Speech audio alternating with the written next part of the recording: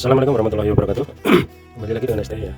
Kali ini STE mau edukasi sedikit soal controller pompa BBM atau CPU pom ini, atau ini kebetulan namanya CPU pemilihan untuk Pertamini atau pom ini ya. Jadi ini controller support untuk menghandle atau untuk memerintah dua pompa dengan ketentuan caranya jelas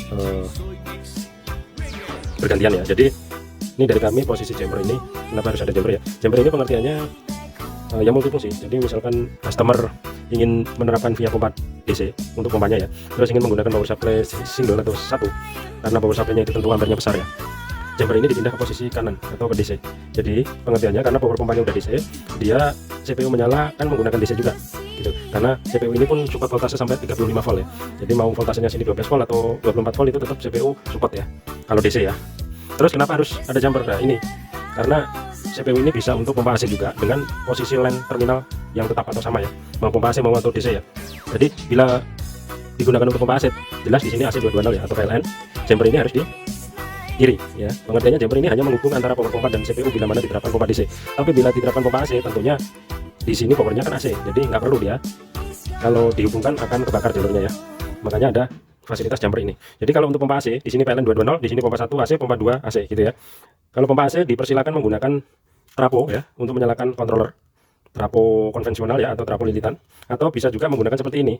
Ini menggunakan adapter laptop ya. Kenapa rekomendasi adapter laptop? Karena adapter laptop itu condong lebih berkualitas daripada adapter-adapter yang ada di pasaran yang murahan ya.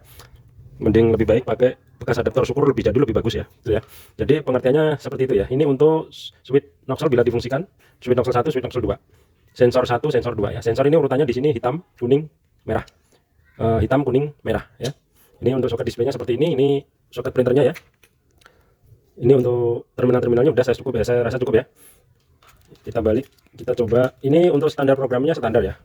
Misalkan contoh ini kan di Pertalite itu di 1 ya. 1 maksudnya apa sih? Dalam posisi standby dia akan menampilkan apa yang terlakir di perintah ya. Misalkan ini Pertalite, kalau di ini sekarang Pertalite ya. Ini posisi di 1 sebenarnya. Kalau saya tekan 2 pada posisi standby, saya tekan O, dia pindah ke pertama. Nah, ini segala menu dan perintah itu yang diperintah, segala setting itu yang disetting yang disetting itu untuk pompa 2 ya, gitu pengertiannya ya. Oke, kita coba perintah ya. Oh, ini Pertamax ya. Pertamax jelas yang nyala relay ini ya. Saklar 2. Jadi pompanya yang harus nyalanya sini ya. Terus kita loadingnya pakai ini. Ya, dia loading ya. Loading. Coba kita print.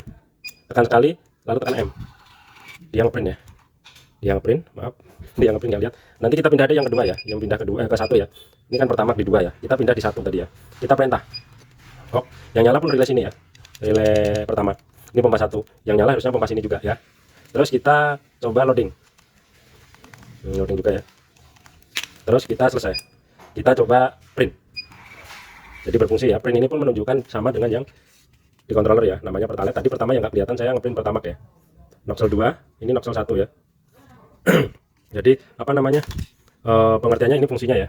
Jadi nggak harganya dibuat di sini satu sekian ya, 11.101 rupiah.